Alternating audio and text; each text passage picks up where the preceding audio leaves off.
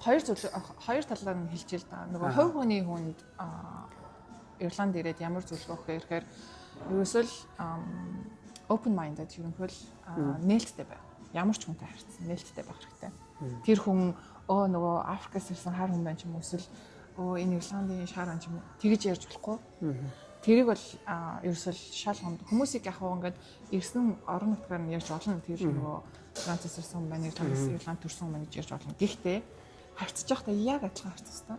Тэгэхээр нөгөө сэтгэлгээ хандлага амар өөрчлөх хэрэгтэй юм байна бид нар.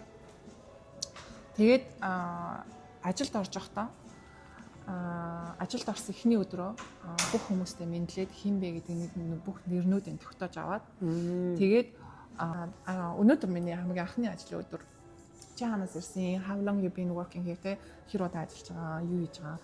Тэгэл хүн болгоныг тодорхойлоод авчингууд ерөнхийдөө чи хинтээ яаж харьцгаа нэгдүгээр маш сайн ойлгоно. Яагаад тэгэхээр чи чамтай яг адилхан хүн байх юм бол чи амар энгийн байна те. Тэгээд чи менежертэй байх юм бол нэгдүгээр хин гэдгийг нь ойлгоцсон. Тэгээ менежер тэгээ ямар ч айхгүй ярих хэрэгтэй байхгүй.